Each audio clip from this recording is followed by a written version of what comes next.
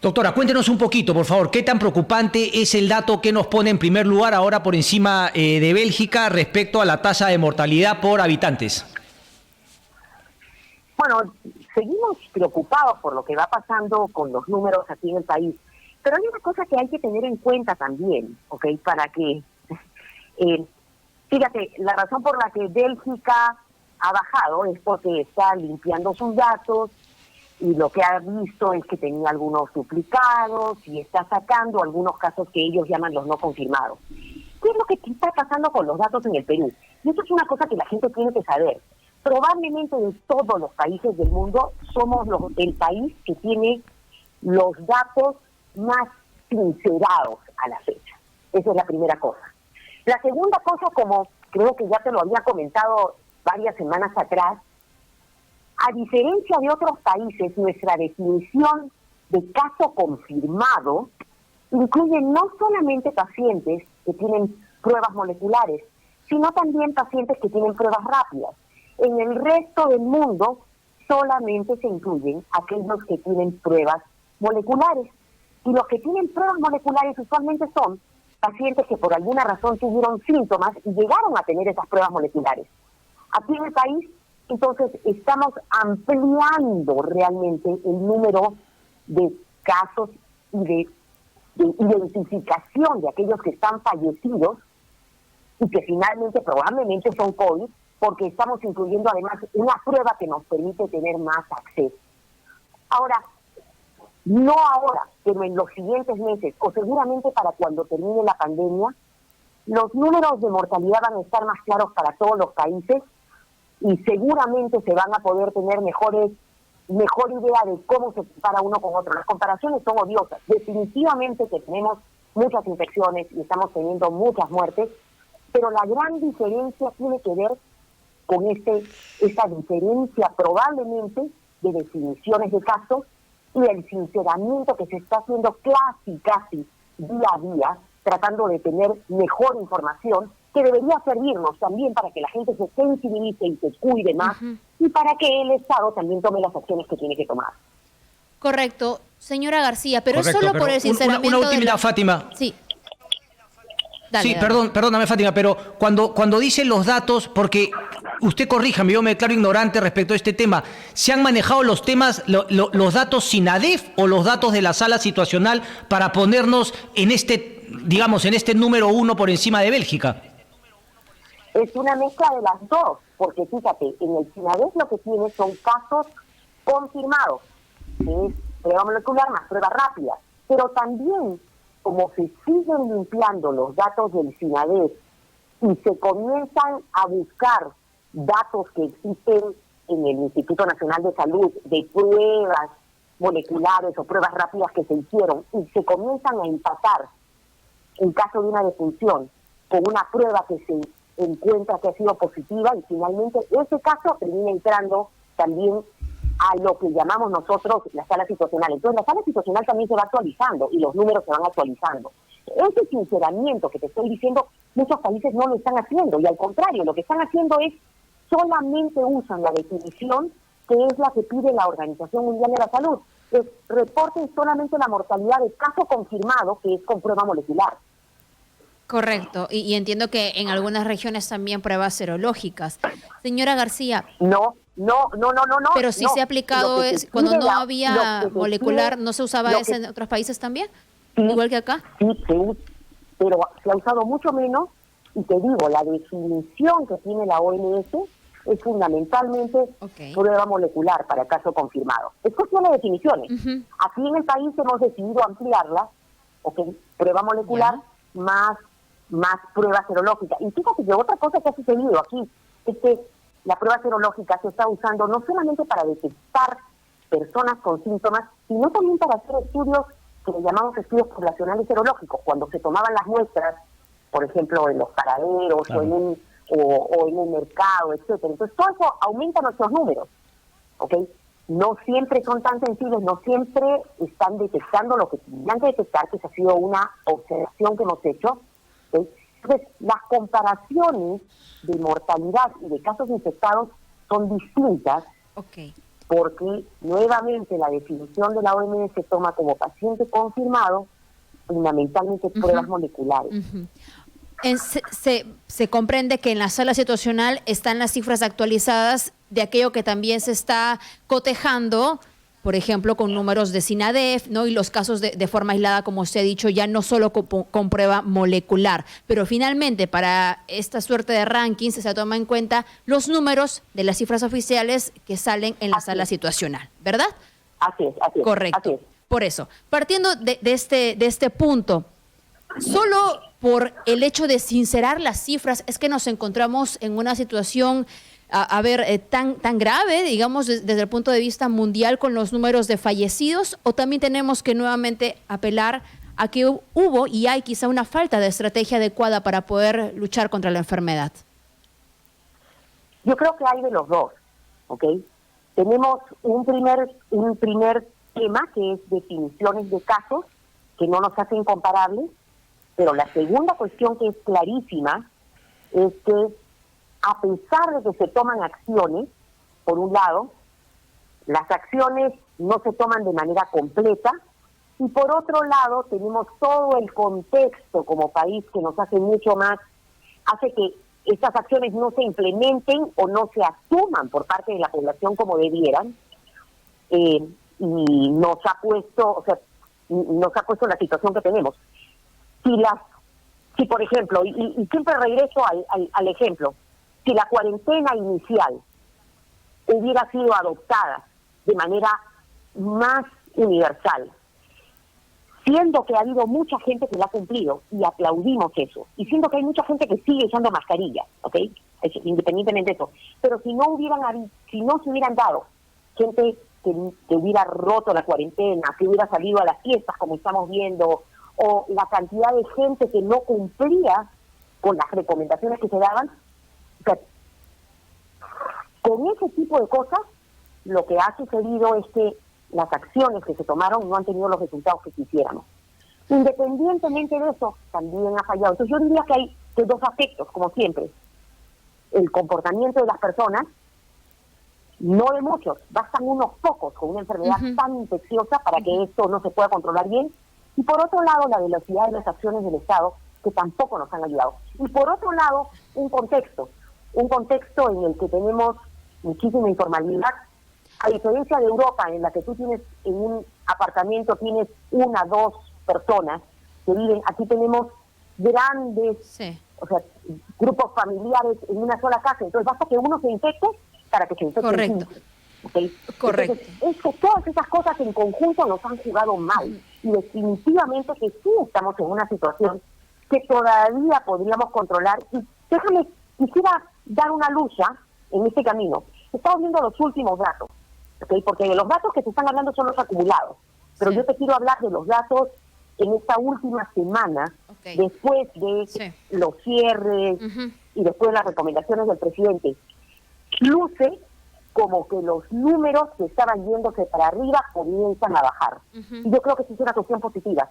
Y yo haría un aplauso a todas aquellas personas que entendieron el concepto de no visitarse, que están entendiendo el concepto de tratar de no salir, de hacer el distanciamiento, y que están entendiendo el concepto de que si cada uno de nosotros pone su granito de arena, podemos controlar los casos. Entonces estamos viendo que están aparentemente comenzando a bajar. Ojalá que continúe así, porque si continúa así, entonces no tendríamos que tomar más acciones fuertes. ¿Pero a qué cree que se debe entonces que la baja? ¿En verdad haber, por ejemplo, prohibido la salida de los domingos? No sé si será eso, o será que la gente finalmente está entendiendo los mensajes y ya. Pero doctora, es fundamental saber a qué se debe, ¿verdad? Para ver si es que se continúa, se profundiza en una u otra política pública. Mira, en salud pública a veces lo que tienes que hacer es utilizar lo que llamas estrategias híbridas. O sea, varias estrategias a la vez. Es bien difícil que te pongas a evaluar en este momento funcionó una o funcionó la otra. Si el conjunto está funcionando, lo continúa. Y eso es lo que se está viendo en este momento. ¿Ok? Ahora, creo que una cosa fundamental que todavía falta invertir y falta hacer es el tema de comunicación de riesgo. Si funcionó que el presidente le diga a la gente, oigan, pues, estar visitarse uno a otro, se está trayendo los problemas, tenemos que cerrar, tenemos que cerrar algunas regiones, vamos a cambiar algunas de estas acciones. Si todo eso en conjunto funcionó, va a tener que continuar. Y tendremos que seguir viendo cómo pasan los números. Pero yo creo que lo positivo en todo esto es que digo, teníamos una tendencia para arriba que era preocupante. Ha pasado casi una semana y media y lo que estamos viendo es que en Lima, en el Callao y en varias de las regiones que todo estaba yendo para arriba, están comenzando a bajar los números. Esperemos que esto continúe, ¿ok?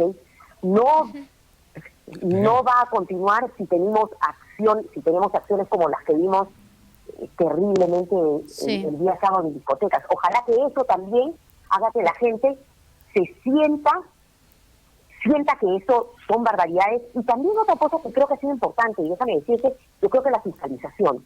No sé si ustedes, pero yo por lo menos he visto en las noticias, pero también en la calle, he visto un poco más de fiscalización, el número de gente en el transporte, la gente que está parada, etcétera. Entonces la fiscalización y el hecho de que la gente, las personas, puedan llamar a la policía y sentirse seguras, oigan, hay una fiesta acá, y que la policía actúe, yo creo que eso también funciona. Entonces, correcto, es una suerte de varias acciones. Pero lo importante es también que la gente sepa que sí puede funcionar. O sea, ya estamos viendo una bajadita, ojalá que la bajadita continúe.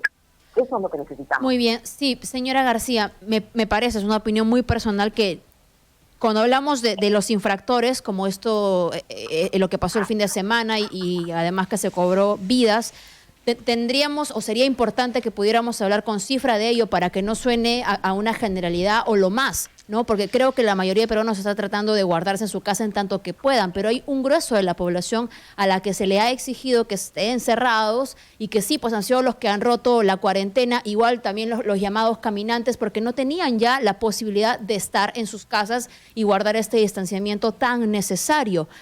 Por ello es importante, como mencionaba también Cristian, tener data para tomar decisiones, porque hay mucha gente que ha seguido. Acá en Lima hemos comenzado con la reactivación económica, pero hay regiones donde la gente tiene casi 6 meses sin salir de sus hogares. ¿Cómo se va a controlar esto en una situación en la que se requiere una reactivación económica y también conocer dónde está la enfermedad para llegar antes?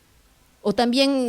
Mira, esos datos de análisis de dónde está la enfermedad se están haciendo, y se están haciendo en cada uno de los lugares día a día y con mucho cuidado.